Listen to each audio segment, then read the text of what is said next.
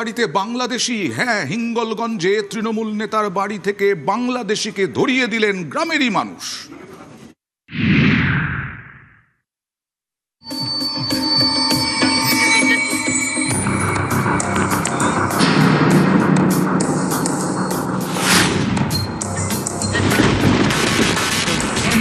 তৃণমূল নেতার বাড়ি থেকে গ্রেপ্তার বাংলাদেশি অনুপ্রবেশকারী উত্তর 24 পরগনার হিঙ্গলগঞ্জের স্যান্ডেলের বিল গ্রাম পঞ্চায়েতের প্রাক্তন উপপ্রধান তথা বর্তমানে তৃণমূলের পঞ্চায়েত সদস্য জয়নাল আবেদিন। অভিযোগ, কয়েক বছর আগে তাঁর সাহায্যে এক অনুপ্রবেশকারী বাংলাদেশ থেকে ভারতে ঢোকে। শহীদুল গাজী নামে ওই অনুপ্রবেশকারী বাংলাদেশের সাতক্ষীরার বাসিন্দা। অভিযুক্ত তৃণমূল নেতা নিজের বাবাকে অনুপ্রবেশকারীর বাবা সাজিয়ে অবৈধ ভোটার কার্ড সহ অন্য সরকারি নথি তৈরি করেন। তারপর থেকে ওই অনুপ্রবেশকারীর ঠিকানা তৃণমূল নেতার ভেড়ি। এলাকার মেয়েকে বিয়ে করে সংসারও পেতেছেন। স্থানীয় বাসিন্দাদের অভিযোগ, বারবার পুলিশকে জানিয়েও কোনো লাভ হয়নি। অবশেষে শুক্রবার গভীর রাতে ওই অনুপ্রবেশকারীকে পাকড়াও করে হিঙ্গলগঞ্জ থানার হাতে তুলে দেন এলাকার বাসিন্দারা। ভোটার কার্ডটা করেছিল, আধার কার্ড আমি করেছিলাম, তখন তাদের 1000 টাকা 1,500 টাকা দেবো। ভোটার কার্ড করতে গেলে কাউকে একজনকে বাবা সাজাতে হয়। বাবা কে আছে? গোলাম গাছ।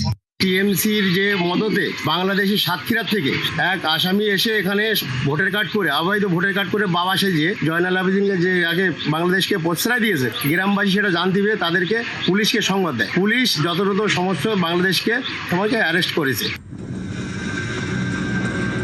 26-এর ভোট যুদ্ধে অনুপ্রবেশ ইস্যুতে বিজেপি আর তৃণমূলের তুমুল বাকযুদ্ধের সাক্ষী থেকেছে বঙ্গবাসী। তৃণমূল কখনো দাবি করেছে অনুপ্রবেশ নিয়ে মিথ্যে প্রচার করা হচ্ছে, কখনো আবার বলেছে অনুপ্রবেশকারী রোখার দায়িত্ব কেন্দ্রের, বিএসএফ এর। উল্টো দিকে বিজেপি নেতারা বারবার অভিযোগ করেছেন তৃণমূল নেতাদের মদতেই সীমান্ত পেরিয়ে বাংলাদেশ থেকে ঢুকছে অনুপ্রবেশকারীরা। তারপর তৃণমূল নেতারাই অবৈধভাবে ভোটার কার্ড, আধার কার্ড তৈরি করে দিচ্ছে। এর জেরে সীমান্তবর্তী এলাকার ডেমোগ্রাফি বদলে যাচ্ছে, প্রকৃত নাগরিকরা কাজ হারাচ্ছেন। এই অনুপ্রবেশকারীরা তৃণমূলের ভোট ব্যাংক। দেশ রাজ্যের সুরক্ষার কথা না ভেবে তারা শুধু ভোটে জেতার কথা ভাবছে। এই প্রচার যুদ্ধের পর ভোট যুদ্ধ, তারপর 4 মে ফল ঘোষণা, রাজ্যে ভয় আউট, ভরসাহীন। তৃণমূল নেতার বাড়ি থেকে বাংলাদেশকে বের করলেন গ্রামবাসীরাই। অনেকেরই অভিযোগ, গত কয়েক বছরে সীমান্ত পার করে বাংলায় অনুপ্রবেশের একটি রুটম্যাপ তৈরি হয়ে গেছে।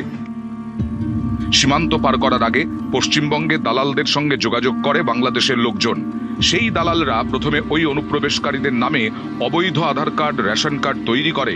তারপর সুযোগ বুঝে ওই অনুপ্রবেশকারীদের ভারতে ঢোকানো হয়।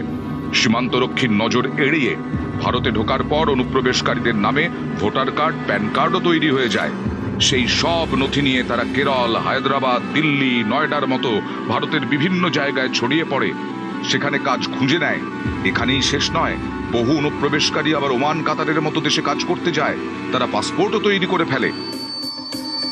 পরিস্থিতি এতটাই উদ্বেগের যে 100 বছর ধরে এদেশে বসবাস করছে এমন পরিবারের লোকজনের কাছে যে নথি নেই, সেই নথিও রয়েছে অনুপ্রবেশকারীদের হাতে, যদিও সবই অবৈধ, বেআইনি।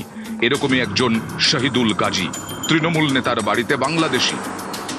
নিউজ 18 বাংলা। অনুপ্রবেশ রুখতে কড়া